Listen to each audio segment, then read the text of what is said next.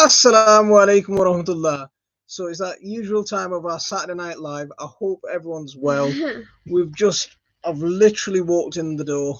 We've just driven 200 miles so we can get here. But no, yeah, well, 100 miles back, 100 miles there.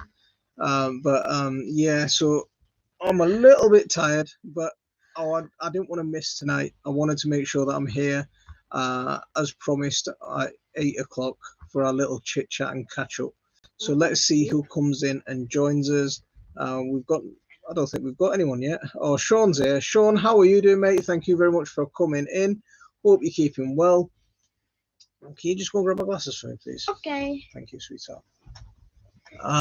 Yes, mate. So I was just saying that. Oh, let me just get comfortable. I was just saying that I've literally driven about 100 miles on the way back from Birmingham just so I can make sure I get here on time. Yeah, so let's see who's coming in. Matthew Bradbury, hi, it's Lisa and Omi. How are you doing? Hope everyone's well. What's that say? Iris, how are you doing? Thank you very much for coming in. Good afternoon. Whereabouts in the world are you where it's afternoon? It's quite late in the evening for us. John, how are you doing, mate? Thank you very much for coming in. So Sean's just had his dinner. What have you had? We had a nice feed today. We had a really nice dinner today. That's what we were down in Birmingham for. I can't remember what we did. You shouldn't have worried about it. We would have survived. So it's nice to talk to you. See, no, I like to be here. I like to make sure that I catch up with you all because one of the things that sit back, please, a little bit. Okay. So one of the things that I like about this live stream is it's a little bit more informal because the videos we do, the videos are me talking to you one way, but here's a chance for us to have a bit of a joke, a bit of a laugh. Can you just stop shaking because you're shaking the camera everywhere, and have a chance to answer a few questions as well. Iris, do you know a town? You're from Harrisburg. Do you know a town called Indiana where the university is? I was at university there actually, so I went to college. I went to school there. I had a lamb and curry ginger thing. It was all right. So you needed a naga pickle in there, and that would have given it a nice spice. That would have given it a real kick. Yeah, guys. Also, if you could do me a favor as you're coming in, make sure you hit that like and get this like count up a little bit. Stop shaking. Okay. So what's been going on with everyone's gardens? We've finally had a couple of decent days of weather since yesterday. I mean, I came home from work. I do half days on a Friday, and yeah, I got home yesterday and I got a good few hours in the afternoon in the garden. It was lovely. The sun was shining. It was a little bit cold, but the sun was shining and it was nice to be outside. I'm close to Hershey, PA. Okay. Yeah. So Indiana, Pennsylvania. That's where I went to school. So I was out there for a few years ago. My eyes would tear, my nose would leak with that chat. Yeah, definitely. The Naga one is hot. It is really hot. Keep shaking that. I keep telling you. Okay, so just be careful. The video froze. The video froze. I think is everyone else okay, or are we still okay with everyone else? From my end, everything looks okay. It looks good. Dragon Queen, how are you doing? Thank you very much for coming in. Hope you're all keeping well. While all the madness in the world is going on, here's a little bit of light entertainment for us to have a bit of a chit chat and a catch up and take our minds off the worries as well. My brother lives in a mountaintop in Pennsylvania. It's a small world, isn't it? See, I've met loads of people since I've started YouTube as well. I've met loads of people who are who are from Pennsylvania and around that sort of area. Where I used to be, and it's really nice actually. So how's everyone's garden been since we had Eunice? We had was it Storm Dudley after that? Yeah. And before all of them, and they gave us a good battering. has everyone started on the cleanup project since then? What's been going on with everyone? Because we've got a fair bit of damage that we need to fix up.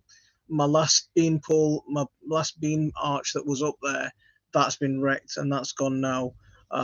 There's a few chairs and things that have been broken, and we've got anything else broken? We've got a few things damaged, but lots of things to repair. The pool went all the way from the trailer to the shed. Yeah, so the paddling pool's probably gone as well. But there's not loads that we can't repair.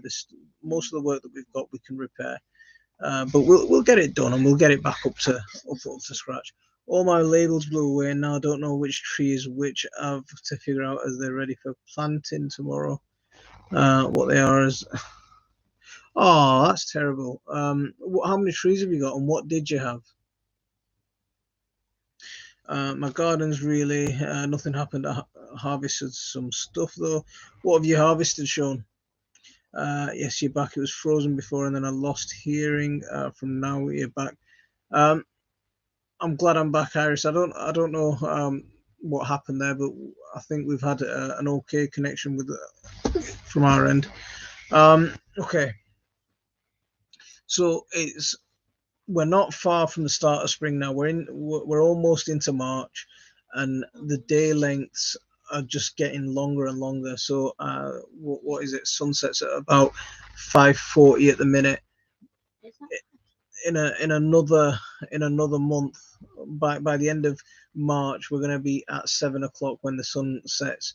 And that's going to be a really good time for lots of things growing. So there's lots of things that we can be getting growing, loads of things that we can get started now. For most people, it's an ideal time for a lot of things. So I did a video last week about growing tomatoes. So if you haven't sown your tomatoes, now's a real good time to get your tomatoes started. And once you get your tomatoes started, starting your tomatoes early just gives you that long growing period, and you can pull off a really good harvest before blight season sets in, before it starts getting a little bit too cold at the end of the season for them to ripen up properly. So showing the last of my Brussels sprouts on winter cabbages, also a few lettuces. Busy man, busy. Ivan, how are you doing, mate? Thank you very much for coming in. Laura and Rose, Karen, I hope you're keeping well. Ivan is home allotment veggie beds. I don't know what you're worrying about day length for. It's roasted up in Sean, we still need that light though. It wasn't, I don't know what it was like today in Leeds, but I've been stuck indoors all day, away from home. We went to visit relatives. One of my wife's uncles had a newborn, so we went to see the baby. She's tiny. She's absolutely tiny, isn't she? She's about that big. Yeah, so she's about a week old, and my baby's starting to grow up now. Little Zaki, he's 4 years old, and for us, he still feels like a baby. But when we pick this one up, it's like, whoa, this one's absolutely tiny.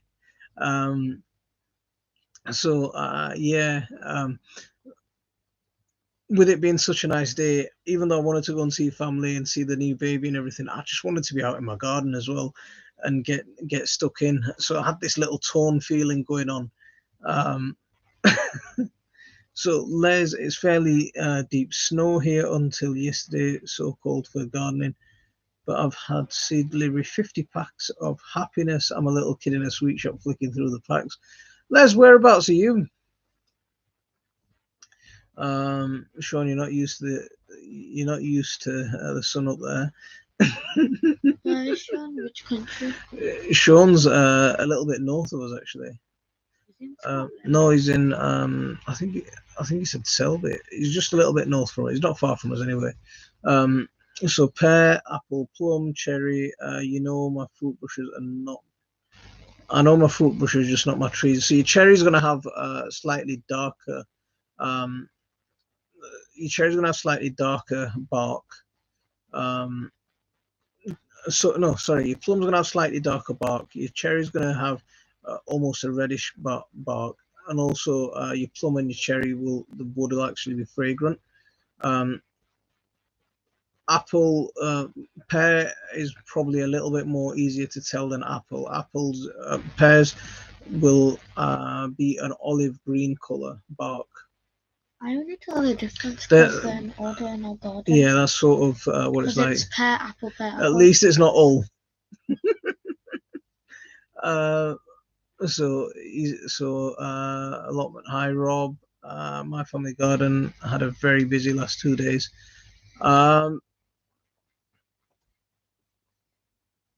Who's Rob? Where's Rob? So when to start growing bottle gourds? In about a week or two. So in the next couple of weeks, bottle gourds are a good time to get started. A bit north of you, but it's not much warmer here. Yeah, 58 degrees north in Scotland, high on a hill in the middle of nowhere. Yeah, I'm not. Yeah, I get why you've got so much snow now. I like snow. Okay, go on, Simon. I like snow. Okay, and I your don't dinner's like ready. snow. All right, your dinner's ready. You go get your dinner. I made a snowman the other day. So, did you see that woman from Hull ask for a comedy club ticket refunds in Blackpool because of Russia attacking Ukraine? Eh? I don't get that. What? So, did I hear correctly that you had another storm? Just can't catch a break. Yeah, Phil, we've had a few back to back. We had like three major ones back to back, and it's still quite windy. I mean, driving along the M62 just now, because we're driving across the Pennines and it's quite exposed up there. The crosswinds are quite bad, and the car was sort of wobbling all over the place just as it's coming in.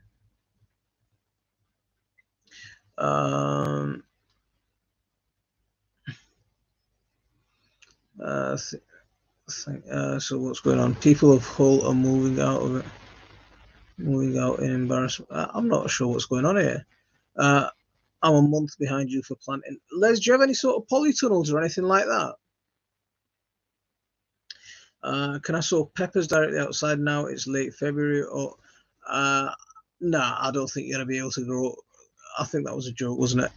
Yeah, okay, so I'll leave it there. Yeah.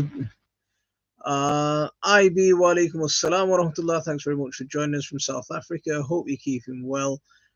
Rachel, how are you doing? Hope you're keeping well.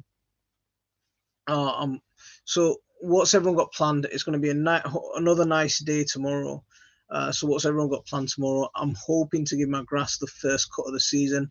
It's not rained for a couple of days. It's not as muddy as it has been, and the grass is looking a little bit shaggy.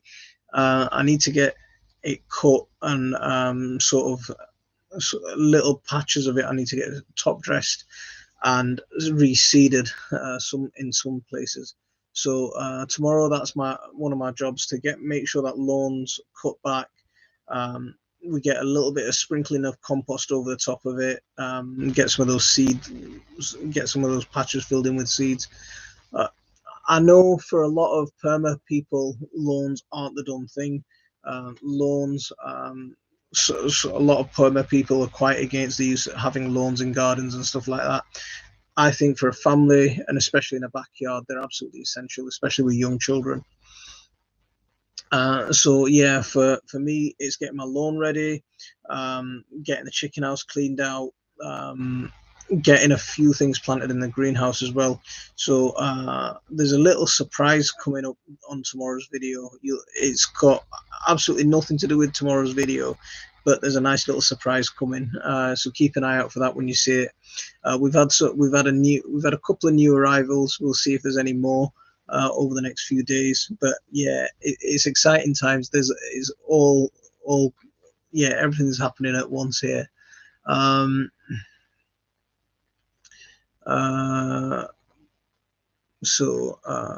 Yeah, but the site is really sheltered year round. I can grow everything. That's all right. If you're quite sheltered and you're not that exposed, then you can get a good few things going. That'll be nice. Do you have any plan? I've answered that. I'm still recovering from trying their child last night. See, you grow loads of chilies and stuff. I thought you'd be used to, some of the hot pickle peppers. Um, the chili pickle, I didn't think it was that hot. Um, yeah, I thought it was. Yeah, but I used to find, the Naga one. I used to find way too hot for me. Before we started pickling, or we started our pickle business, the Naga achar was way too hot for me to be eating, so I never used to eat it. I used to stick to the chili pickles; they were sort of my level.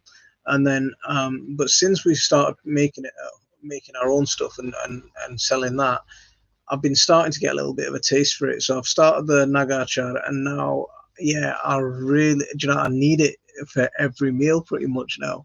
Um, what I've been doing with it is mixing it with a bit of ketchup and dipping my pizzas in it, and that's just brilliant. We had a Wednesday or Thursday of ice rain. Everything was frozen. Now it looks nice, but someday tomorrow is someday tomorrow it's supposed to be snow again. Oh man. Um, do you, do you normally get good season ends? Does your season normally end on time? Because what's been happening for us over the last few years is it looks like the season's ending, and then we'll suddenly get a cold snap that'll last quite a while. Um, Last year or the year before, I think it was the year before last actually, I was wearing a t-shirt in the garden in February, and then in June we were in jumpers because it was that cold. So it was. We've had some crazy weather over the last couple of years. I'm planting chocolate coloured sunchula tomato seeds. It won't take me long. I can believe there's only 10 seeds in a pack for a fiver. Uh, Sunchula tomatoes. I've not heard of those before. What type of tomato are they? But where did you buy your seeds from? 10 seeds for a fiver, 50 pence a seed. That's a rip-off. These better have gold or something inside. I was thinking the same today, Monty. My grass is getting it's getting quick. It's getting long now, and it's just looking a bit shaggy. It needs that little cut, and that'll just set it in good stead. But once you give it a cut, just give it a feed. I mean, I don't use any chemical fertilizers or anything like that. Normally, what I'll do is I'll throw some chicken manure, a little bit of compost, a little bit of. Sometimes I top dress it with sand every couple of years if I need to. But our lawn gets a real hard wear. I mean, the kids are running up and down it. I'm running up and down it with my wheelbarrow. So it does get a lot of footfall on it.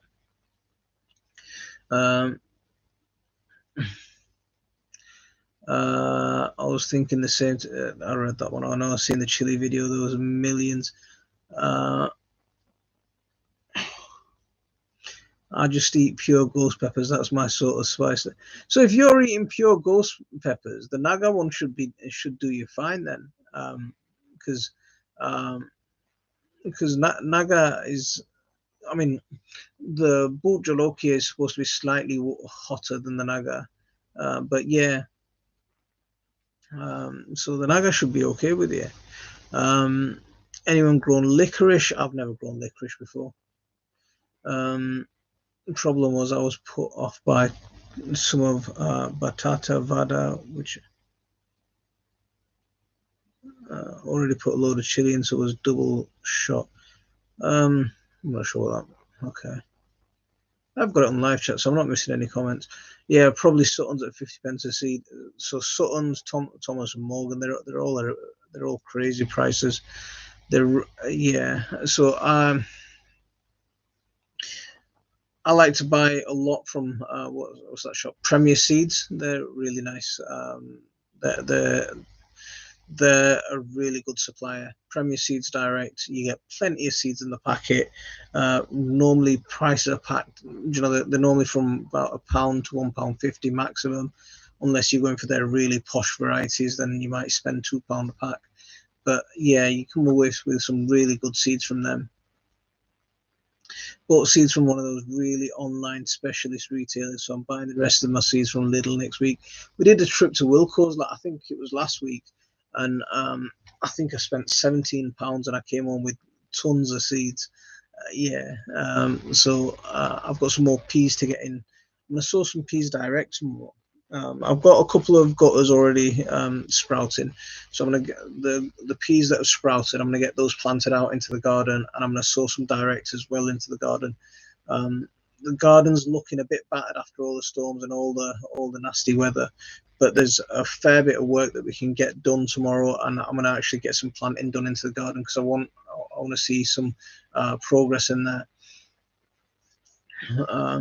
So let's see. I ghost peppers like strawberries, definitely not lying.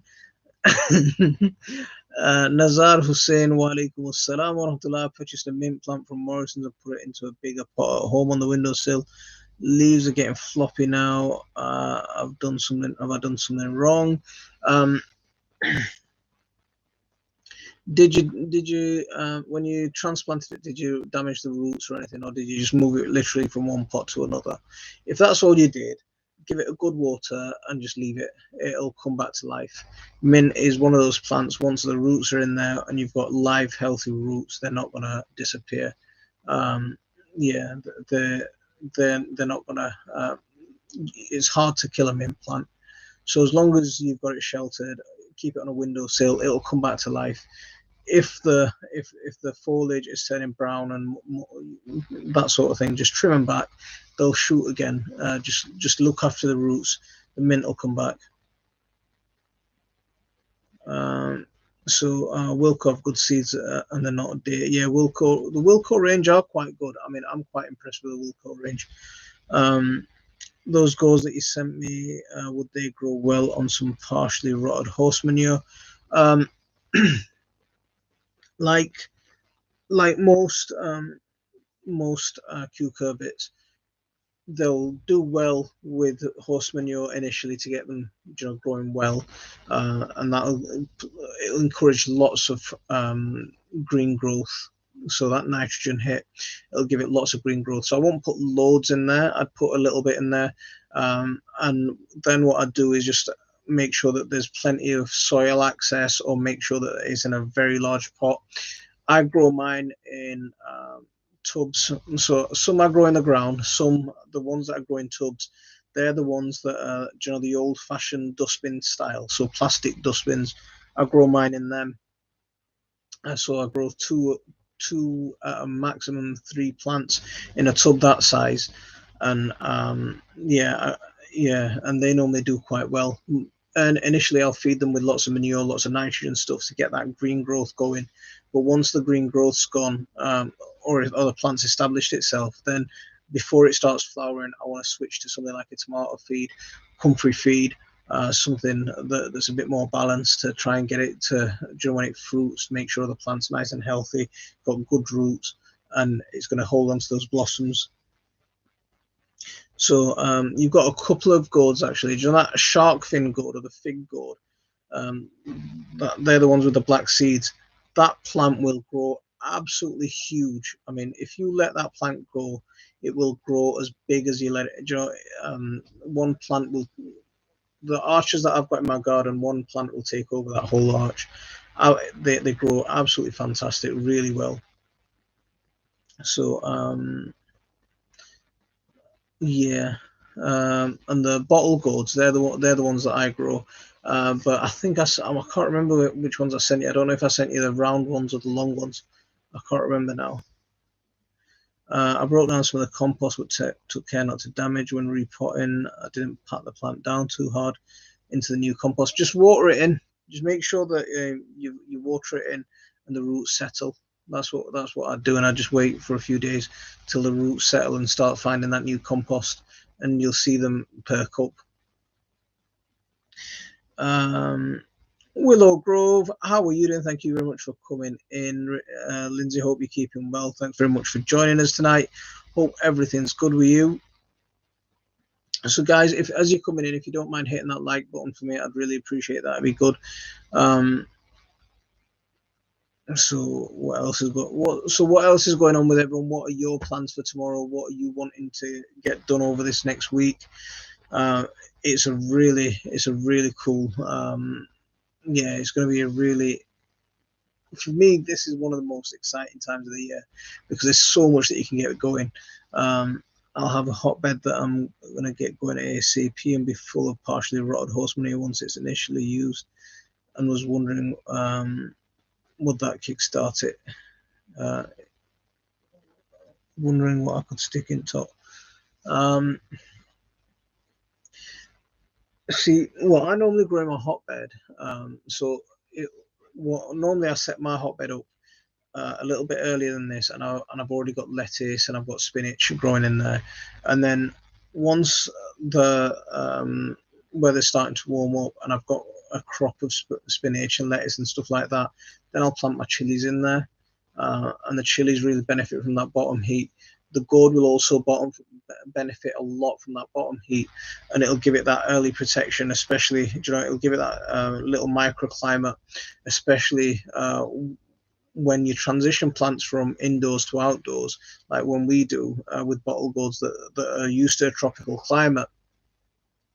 What can happen is they can go into a little bit of a shock, and that can just take about a week before they start getting themselves established and get going again, even longer sometimes. Now, what I think you'll get from using that hotbed is if you plant your bottle gourd into there, I think you're going to break away from any of that little transplant shock, and you'll be off to a good start anyway.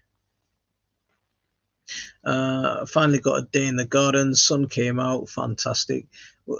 Yeah, that's absolutely brilliant. See, I wanted to be outside today, but I had to go and visit relatives, and I was quite torn, driving down because it's like a really sunny day, a really nice day, and I could have spent the whole day in the garden.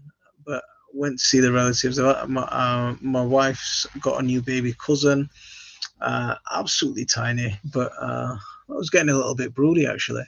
I was in a DIY Girl Gardener, how are you doing? Thank you very much for coming in. I was in a DIY shop looking for some new chili pepper seeds like cayenne that was around £3 in there, but Wilco just £1. Shows you how much more you can pay for some seeds. A lot of the seeds are the same as well, they're not that different because where they're sourced the seeds will be from roughly the same places as well. Yeah. So Sean's plans for tomorrow is weeding. Plans for tomorrow are carrying on getting the new vegetable garden ready for spring. I got behind with the storms, but hoping to get back at it. That's what I like to hear. See, that's another thing I want to get on with. That's the other thing that I want to get on with as soon as possible. That's why I didn't want to be away today, is because I promised everyone a container garden this year, and this year is going to be a tiny container garden that I'm going to focus a lot on. And you'll get the first video of it this month, and each month you'll get a continuous update all the way to harvest from this month. So probably not next week, but maybe the week after you'll get a video on the container garden. Jazakallah khair, brother. Do you have any experience of growing carnivorous plants such as Venus flytrap? I purchased a few last year but didn't do too well. They like slightly acidic conditions, and they'll do. I mean, normally people won't have a problem with them during the summer, but it's the winter time that they struggle with because not only can they catch a draft really easily, but they can also suffer from the lack of light. So you might need some grow lights from over winter. Have you grown sweet potatoes? Sean, I have grown sweet potatoes. I grew sweet potatoes for a few years. We got a little bit of a harvest from them, but it's a plant that I stopped growing simply because the harvest wasn't good enough for me. It's a big plant. It takes a lot of space. you can eat the leaves, so that's one advantage. So if you're into eating sweet potato leaves, that's a good thing. But just for me, it wasn't a good enough harvest. I know there's quite a few people that get decent harvests and good harvest from them, and for them it'd be worth it. But for me, it was a plant that wasn't producing well enough to have space. I'm very strict, so I'll test something once or twice a year. So once or twice in one or two seasons, and if they don't produce that well, and if they don't come and give me the production or the produce that I want from them, yeah, they're out. I am very strict on that. Unless it's a plant that I really like, then I can get around it. So yesterday morning I stood in my garden wondering what. Yeah, I've heard that one. See, yeah, I think I even posted that a few weeks ago, mate. Yeah, I was about to say, I bet you got a bit of Broody Springs in there. See, we've been talking about it for a while, do you know what you just mentioned there? We've been talking about, because 3, I don't like 3, it's an odd number. It'd be nice to have a nice set. So we've got 2 boys and a girl. It'd be nice to have a complete set, so 2 boys and 2 girls. Yeah, we'll see what happens. A lot of people have said they've grown them and got a tiny harvest, like Rachel and Dean. See, there was someone who posted, I can't remember who it was, but there's someone who posted some really nice sweet potatoes that they'd grown, I think, in a polytunnel, but they'd grown them in the UK, and there were some really nice sweet potatoes.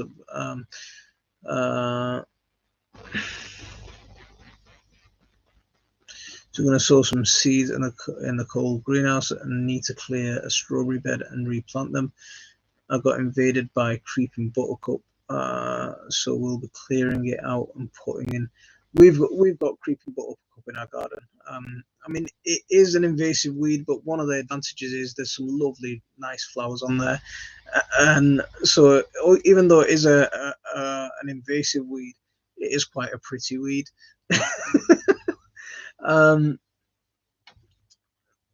I had loads of seeds started in my cold greenhouse. So I had coriander growing, and they were in one of my tubs. They were just about to put on the true leaves.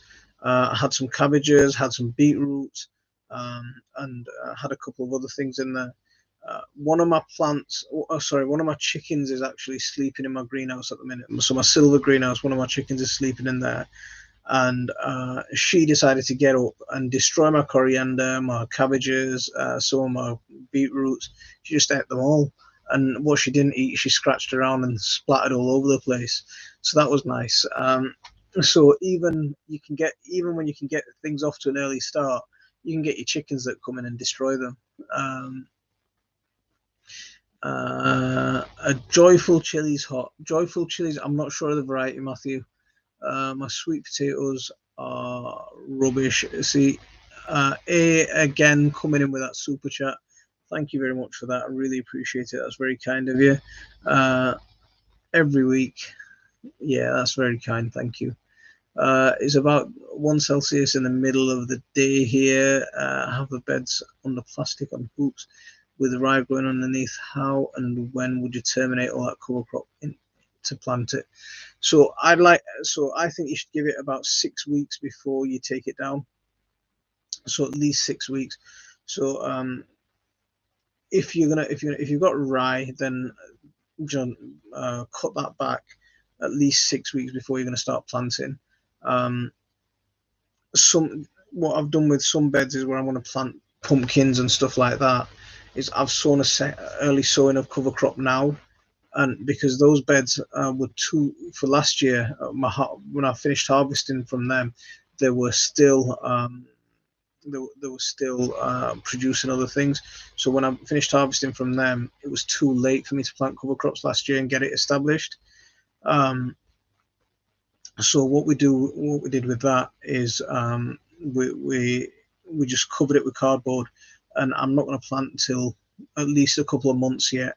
So in those beds, I'm just going to get loads of cover crops in there, and then when I'm when I'm planting other things in a couple of months, then I'll mulch those cover crops down.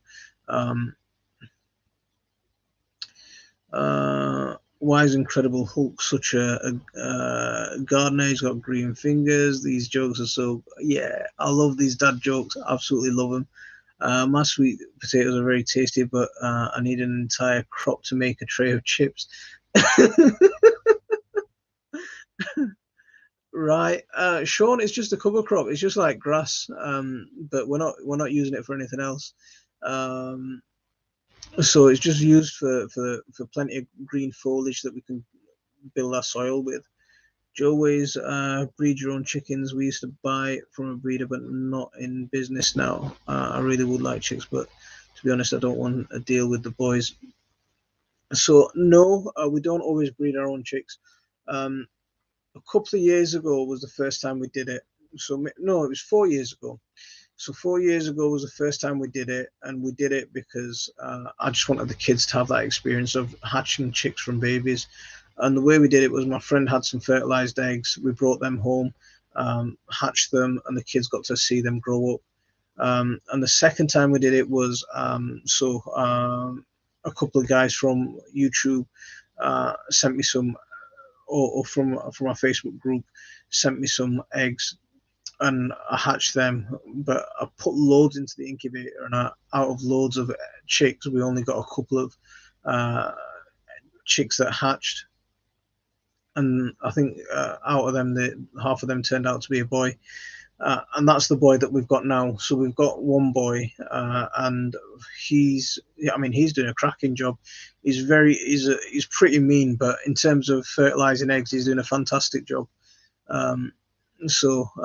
Yeah, it's not something that we always do. I mean, normally what I do is I go to the auction. There's a fur and feathers auction up at Selby. I go up to there, and we'll come home with, for a few quid, we'll come home with a random selection of mixed chicks, and then have to deal with what we're going to do with the boys and stuff like that. I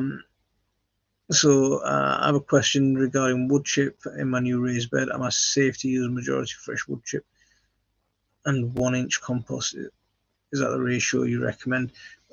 Depends on what you're planting in there, and the structure and the way you've got your raised beds. So if you've got really deep raised beds, then put in wood chip at the bottom, and then maybe a few inches of compost at the top will be fine. If you're growing, and that'll be fine for growing most things. So if you're growing things like salad crops, they'll do fine in the wood in the compost at the top. Most things will be fine in there. And what will happen is, if you're growing bigger things, like bigger plants like courgettes or tomatoes or stuff like that, then what might be helpful is if you add in a little bit of soil before you add that compost, and that'll just add that mineral content that compost often lacks. So Anthony Doyle, how are you doing, mate? Thank you very much for coming in. Hope you're keeping well. Storm came through my yard. I had a dictionary outside, and the storm ripped a huge section that was ripped out of it. Now, cleanliness is next to godliness. Oh man, we've got some crackers in tonight, haven't we? We've got some crackers. Yeah, absolute brilliant ones.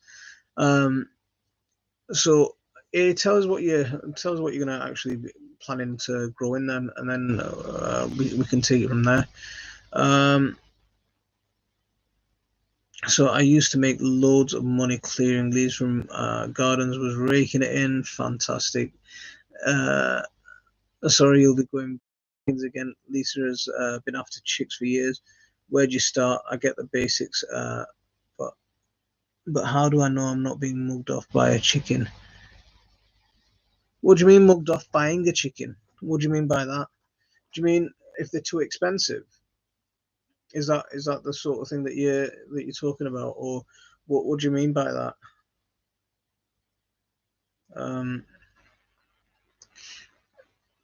When I first looked at keeping chickens, right, I went onto quite a few chicken forums, and I went onto quite a few different chat groups and stuff. And the amount of complications that people sort of threw at me, is people who are geeks in any subject will make a subject more complicated than it has to be, right? I'm like that when it comes. Sometimes when I talk about compost, right? I like compost. I like geeking out about compost, so I can sometimes talk about it way more complex than it needs to be. But really simple. You need a safe, sheltered space for them to sleep. So that's your chicken hut. Yeah, they like to be raised up off the ground when they sleep. Okay, they like clean bedding. They like clean food and clean water. Okay, and they need somewhere safe, so somewhere the fox can't get them. Apart from that, the rest of the chickens can, I mean, the rest of the work the chickens can do themselves. They can really look after themselves. And in terms of prices for a chicken, depending on what you're buying. So if you're buying if you're buying pure breed chickens, then you could be expecting to pay for a pullet to a point of lay chick. You could be paying a pullet, something that's about 6 weeks old, to point of lay, anything that's almost about just under 3 months old, ready to start laying. So that sort of range is for a pullet. You could be paying anywhere about a tenner for a chicken if it's a pure breed. For a point of lay, you could be paying about 15 to 20. That sort of range. That's quite expensive. Pure breed chickens. If you're going to buy some, mixed breed chickens or something like that, you can pay a little bit cheaper. If you want to go for battery chickens, something that's a little bit older, something that if you look at British Hen Welfare Association, or what's the other one called, Fresh Start for Hens, you can donate £5 per bird, and you'll get an old chicken that was out of a battery cage, and then you can take that home. And once those chickens, when you get those chickens, they're going to be in a completely ragged, roughed up state. But once they've had a molt and they're put on their fresh feathers, they'll look healthy as anything. And I'll tell you, those laying birds, those red hybrid laying birds, they're some of the friendliest birds that you can get. They're really chilled out, especially if you've got children around them. But yeah, so depend. If you want to buy pure breeds, then you're going to be paying a little bit. You're going to pay that premium.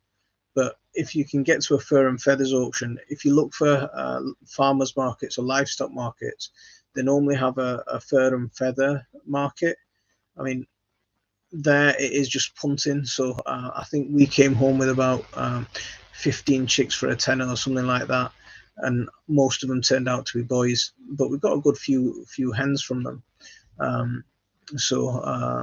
Yeah, so it all depends on if you want that guarantee and you want that pure breed, then you're going to be paying a premium for it. If you don't mind little hybrid chicks, you might be a little bit less. If you can buy a cheap incubator, there's people who you can buy eggs from, and you can, if you've got kids in the house, you can go through that hatching process, and it's a bit of hard work, but it's real. When the kids see those eggs hatch, you can't buy the excitement. The excitement that's generated in them, and the way they're buzzing off, the way the chicks are hatching through, and the way they're watching those chicks grow up. You can't pay for that. It's absolutely amazing. We did that last year, and it's the first time we grew, hatched chicks in the house. So before that, we hatched chicks elsewhere, and we watched the chicks hatch with these kids, and it was the first time Zaki saw it, and the level of excitement in him was amazing. I'd do it every day just so I could get that, because it was just such a buzz. Just watching the kids just have that. There was a lot of emotion there as well, because yeah, I mean, it can be quite emotional when you see a chick, sort of battle through, get halfway through the egg, and not manage to break out of the egg and then die inside the egg. I saw that, and that was really emotional. And the kids saw that, and that was really quite bad. but it's all part of it. I mean, it's all part of it. It's all part of the learning process. It really, it's an experience that it's worth having. I like geeking out about compost. People overthink chickens and gardening. It's far less work than it really is. Yeah, I mean, it's far less complicated than it really is. I see sometimes, when you do planting guides and stuff, I see some planting guides and they get real, technical, and they get real, you've got to do it like this and you've got to do it in this certain way. And sometimes it's as simple as just stick a seed in a bit of dirt and it'll grow. Cafe de Casual, been away working. Did that money get to your bank for the chili? Yes, it did. Thanks, mate. Where have you been away? Hope you're enjoying those chilies, actually. Henrik, how are you doing, mate? His battery's at 1%, so Henrik's probably going to disappear or not. So, Henrik, I've just got to your comment. I think you might have lost that battery. My beds are probably currently 50% rotted leaves, sticks, soil, currently with a layer of cardboard at the bottom. I just got access to unlimited wood chip, so that's awesome. Hoping to grow a mix of salads, companion flowers, courgettes, cucumber, and tomato plants. See, with that mix that you've already got in there, rotted leaves, sticks, and currently with a layer of cardboard, sticks and wood, yeah. So you've got a lot of carbon material in there. If you're making container beds, then what I'd do is add some greens in there, so kitchen scraps and stuff, stuck that in there, layer of wood chip, and then top it off with compost, and that'll just all break down in there slowly through the whole season. It'll feed you all the way through, feed your beds all the way through the season. For salads and stuff like that, a thin layer of compost, a couple of inches, absolutely fine. What to do with when you plant courgettes and tomatoes, when you go into that planting hole, put a little bit of food into that planting hole, so a little bit of compost into that planting hole when you go deep. That'll give you the base that you need. Safraz, wa alaikum assalam wa rahmatullah. Good evening, everyone. Sorry I'm late. Out stretching my legs. Feels amazing to be able to walk without crutches. That's excellent news. I was about to ask how your calf's recovering, but from the sounds of that, that's excellent news. That's absolutely really, really good news. Yeah, I'm happy for you. Some pure breeds, the really fancy ones can be really expensive. A breeder I once spent £50 on a coaching. Poor thing had a stroke too before I even laid.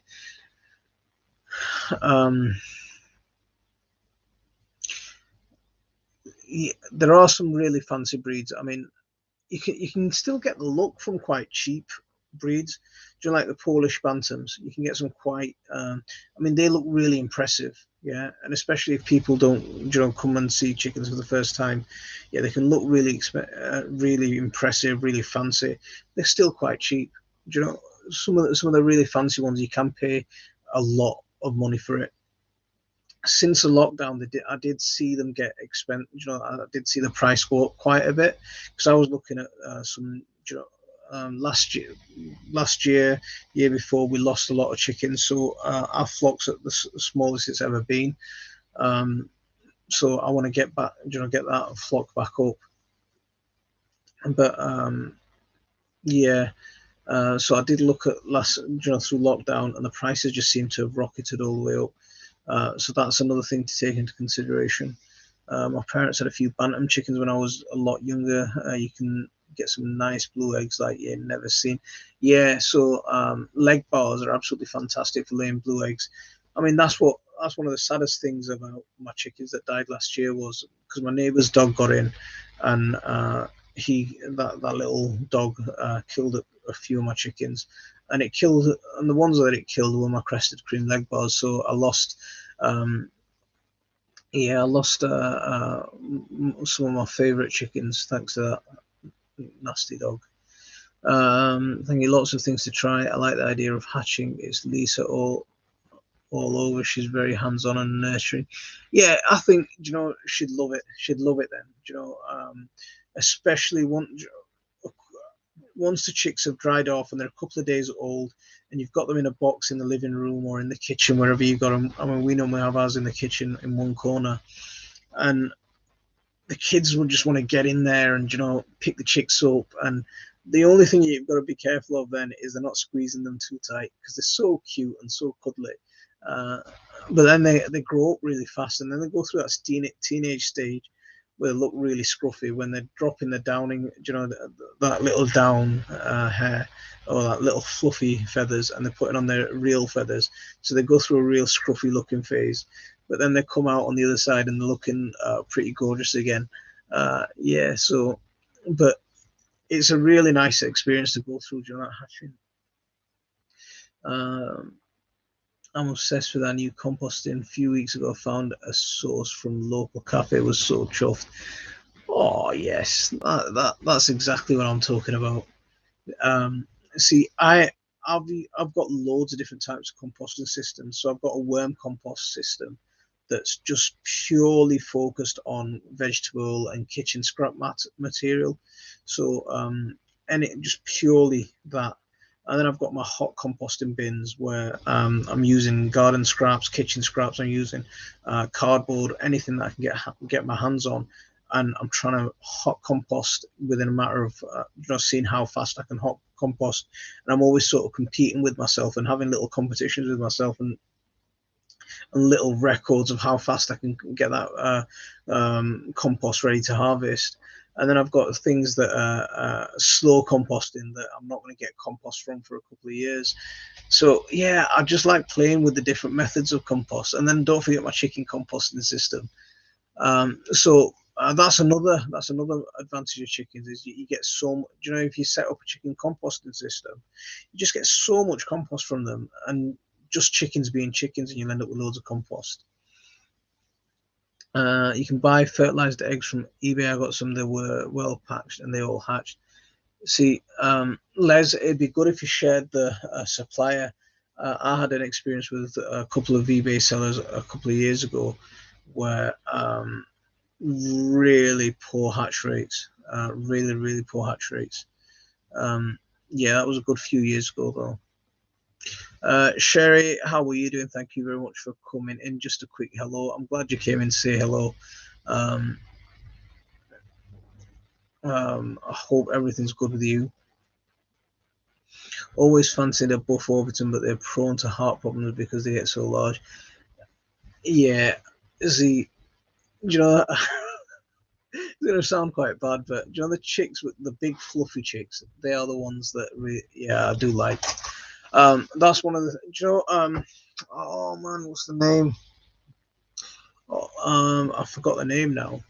But they're giant chickens. There's some chickens that they're probably about 3 foot tall. What's the name? It's just gone out of my mind. But there's this one video that I keep watching on YouTube, right? And it's this little hole, like a normal chicken hutch. And you see this little head pop out, and then you just see the massive body come out, and it starts walking, and it's just like it's absolutely brilliant. What are they called? I can't think of what it's called. No, they're not giant jerseys. They're bigger than them. They're bigger than them. Oh man, it starts with. I think it starts with an A. It might have a quick Google and see what it's called.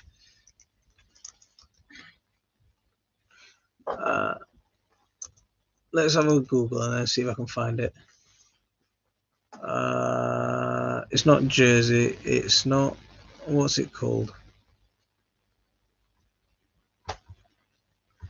There we go. That's the guy. Brahmas. There we go. They're Brahmas. Yeah, they're you know, the Brahma chickens. Absolutely huge. You know, watch a few videos of them on YouTube, and you'll know that that's the chicken you want. You know,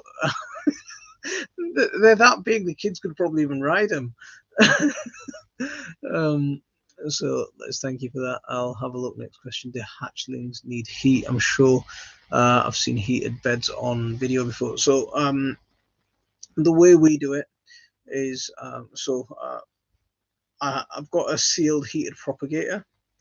You know, I did a video of my heated propagators before. So once they come out of the incubator, then I put them in, just put them into the propagate, put them into the propagator for a couple of days. For about a week, I'll have them in the propagator at low heat, so about 15-20 Celsius, and that'll just keep them nice and warm until they get fluffy. And then I'll move them into a nice cardboard box or some kind of container that I've got a layer of chippings in the bottom, so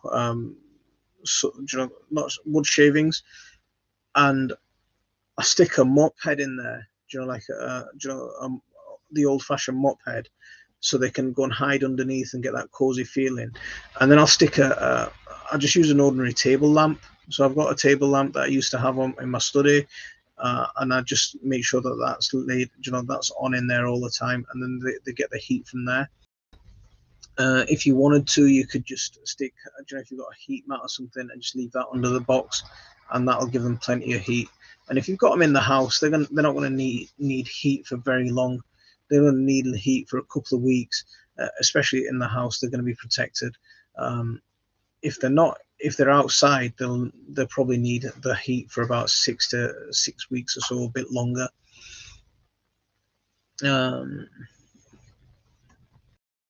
So we got our chickens for their eggs 10 years ago, but I've grown to appreciate them more for the compost. Yeah, the composter crate is absolutely amazing. That's the one of the biggest things that I get from my chickens, and the weed killing. When I let them around the garden, they cause a lot of damage, but they reduce so many pests. They break pest cycles. So I've got a couple of videos called Digging with Chickens, where I just sort of pen the chickens up on top of my vegetable beds and allow the chickens to go in and just break up the whole soil, scratch around, eat pests, eat bugs, just aerate the soil, pull on the soil, and they just bring that soil back to life. So Durham hens always sell good fertile eggs with great hatch rate, and the Durham hens, that's a company that I'll have a look at. I saw some jerseys that the breeder we used, like a dinosaur. If you fell over, it would run. Jersey Giants, that's the one that one I'll look at. But have a look at those Brahmas, they're absolutely amazing.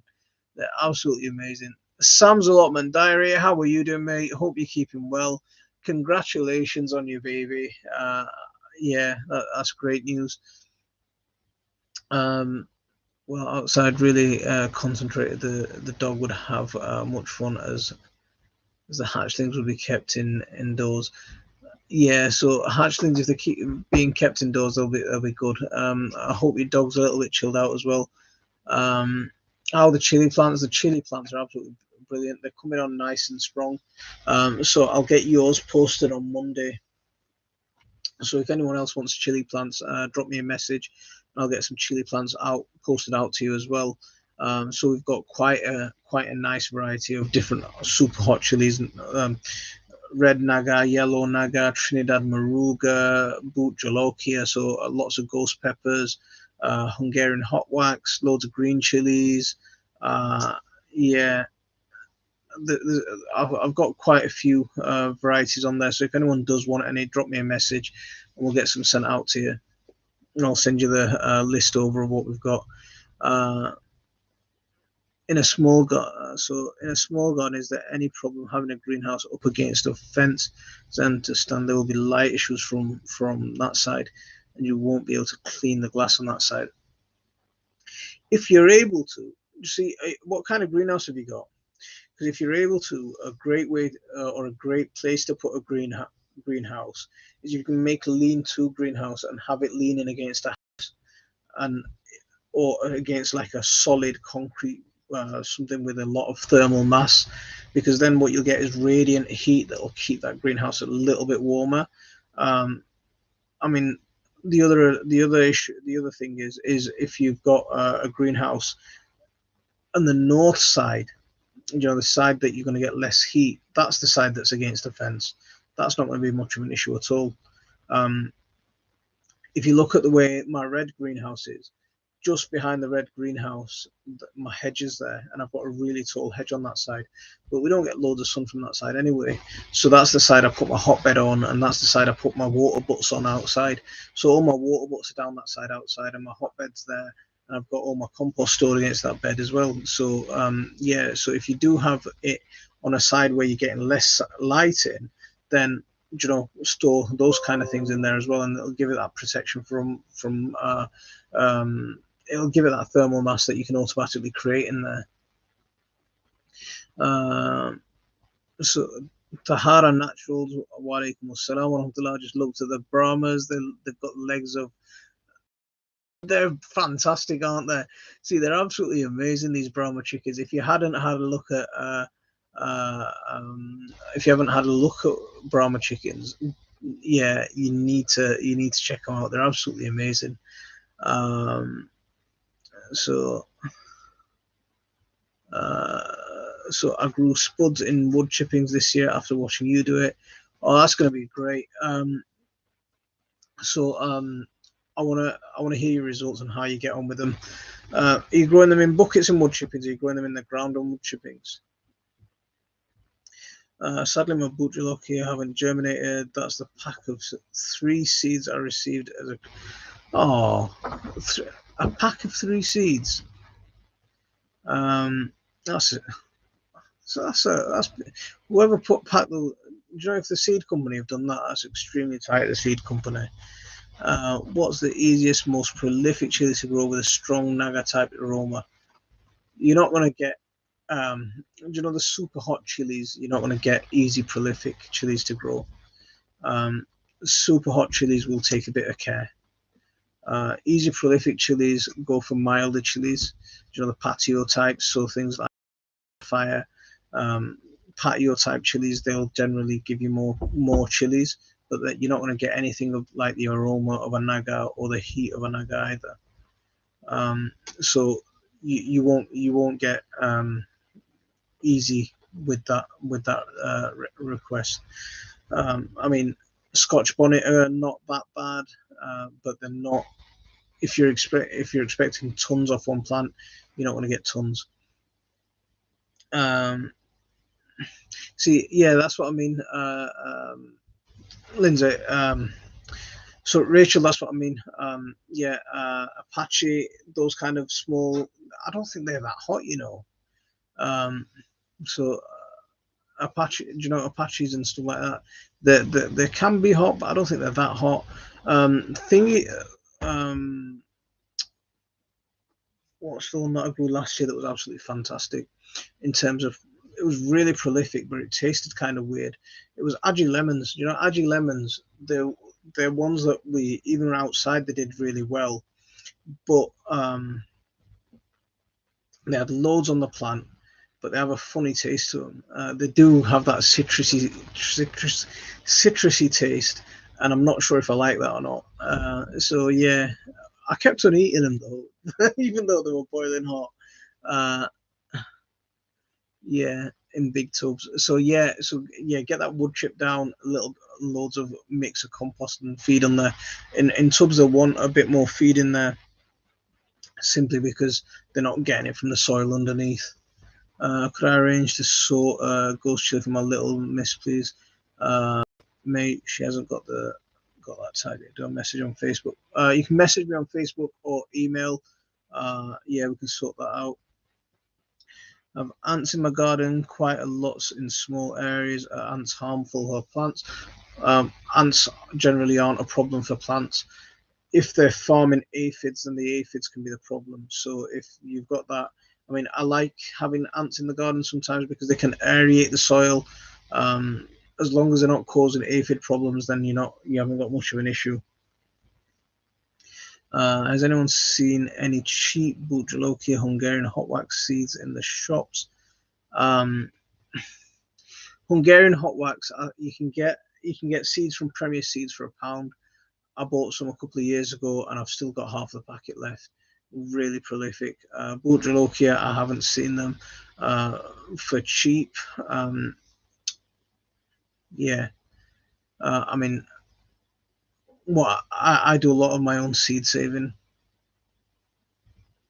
So once I get the seeds going, then I'll make sure I save my own seeds and keep them going that way.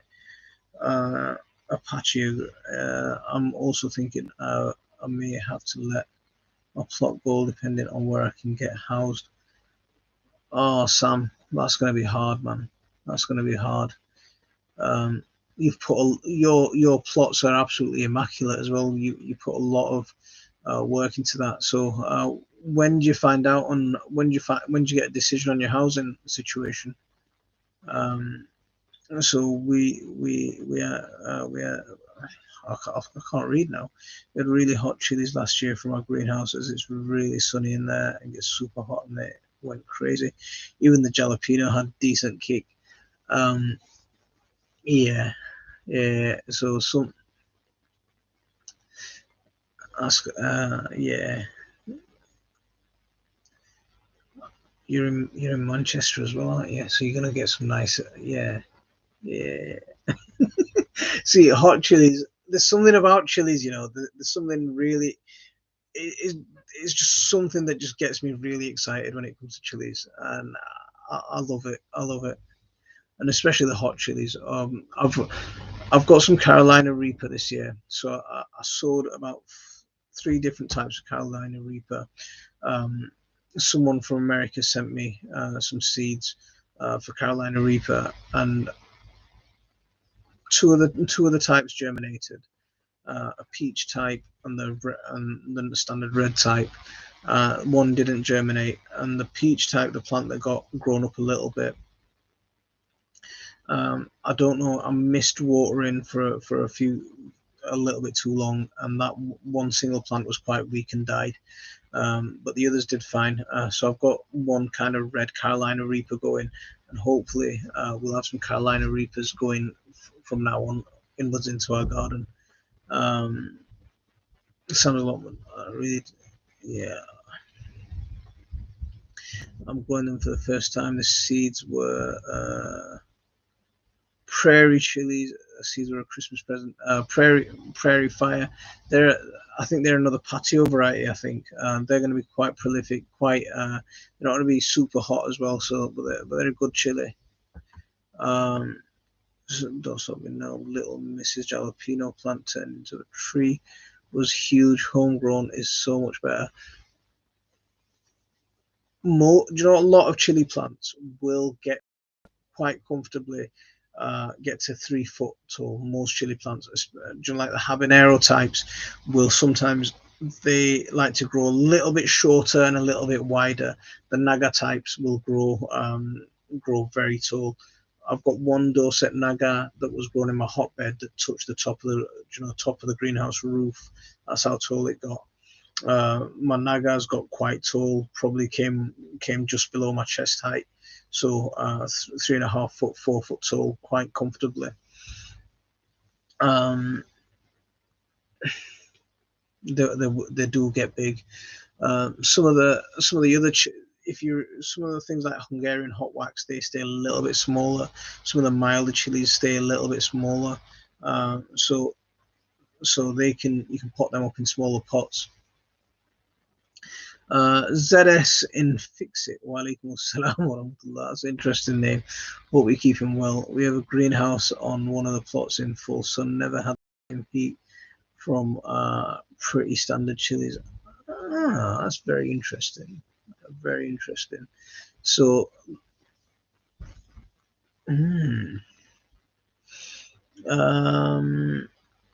fingers crossed, but I'm not very hopeful as my mate got homed out.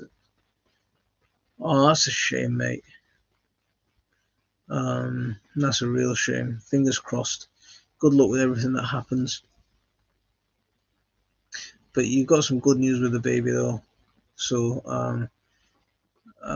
rock and roll, rambling, walking, camping, hiking. Hope you keep them well. Do you overwinter in Naga or grow from seed each year? I've tried a few times to overwinter, but always fail and grow again. So I do a mix of both. Because of space is limited, so sometimes we do overwinter. We bring some that will overwinter, but we always grow seeds that from the start, from start again. I mean, some of my chili plants that I tried overwintering in the greenhouse looked absolutely great up until the start of this month. And what I've noticed this month is that they've started to dry out, and the stems have got a lot darker and a lot drier. And up until then, they were absolutely fine. So it's not the temperature that's killed them; it's the lack of light.